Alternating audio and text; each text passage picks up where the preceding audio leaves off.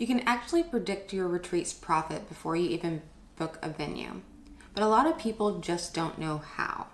Here's a system I use with my clients to turn guessing into forecasting. It's easy to assume that profit is something you can sort out after everything is over, when the invoices start to pour in. But by the time your retreat actually begins, the financial outcome has already started to have been shaped by the decisions you've made in the weeks and months leading up to it. And if you've ever hosted a retreat that sold out and was super meaningful and everyone loved it, but those numbers still felt a little uneasy at the end, this is going to explain why. Before we go any further, I want to ground this in something really important.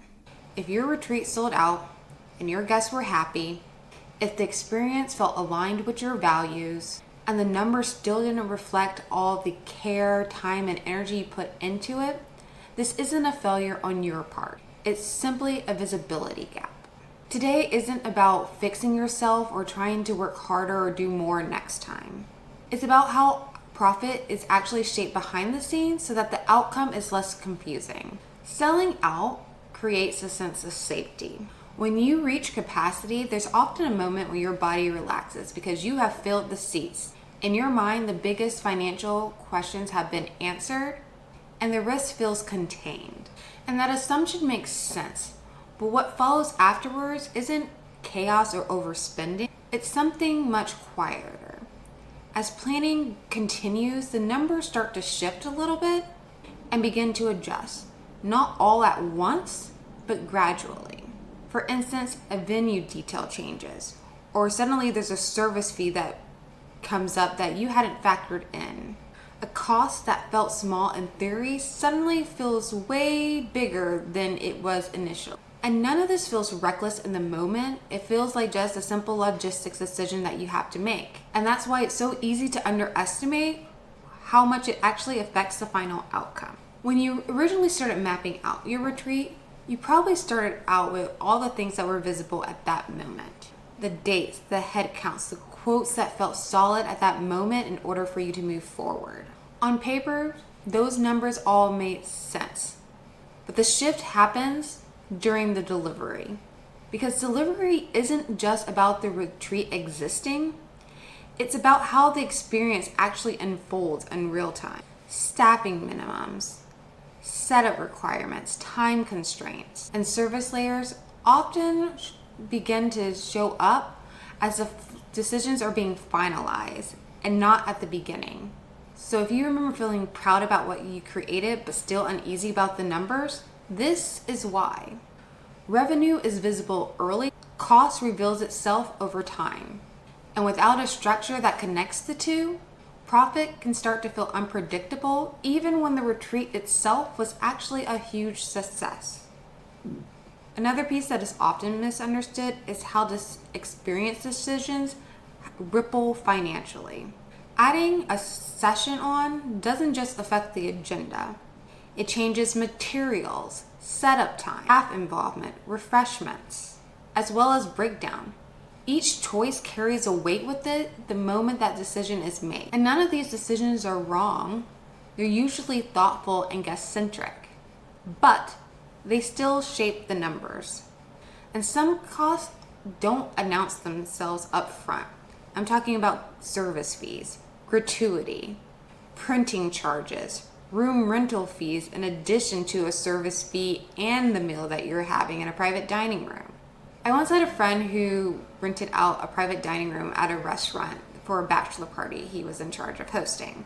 He was fully prepared to pay for the meal, but what he didn't realize was that the private dining room had a room rental fee as well as a service fee. Nothing unusual happened, it was just that the information hadn't been clearly communicated to him. And that same dynamic shows up in retreat planning in lots of different ways.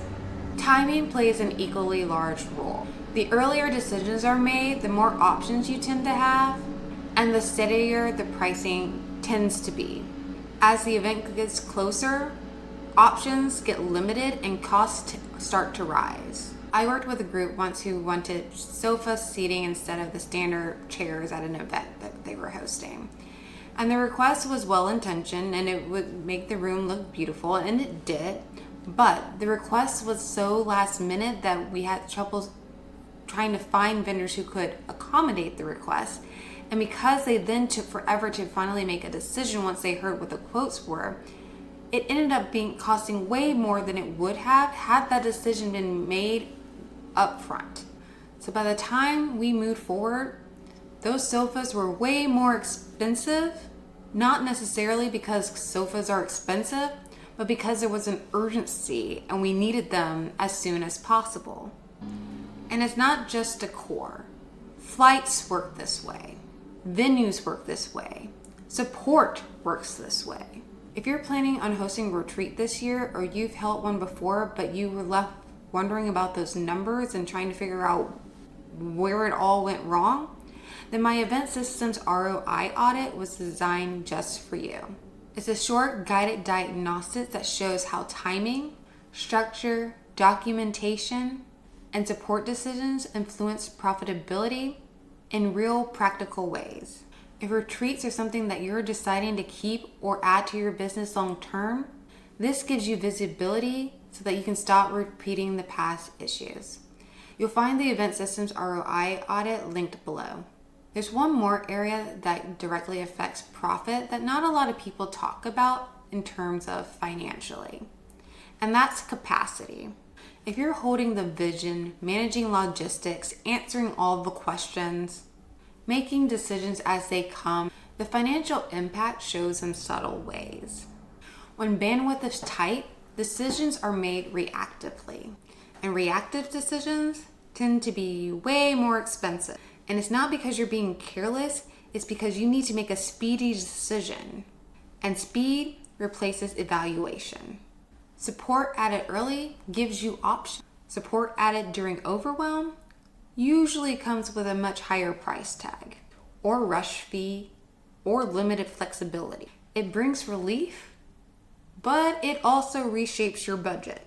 This is why checklists alone didn't protect you. They help you stay organized, but they don't show you how the decisions that you're making affect the overall changes within your budget. When you start looking at retreats through this lens, the fog begins to lift. The numbers begin to make sense, the weight you felt has a real cause, and your profit stops feeling random. This is also where pricing starts to feel different. Not heavier, but steadier.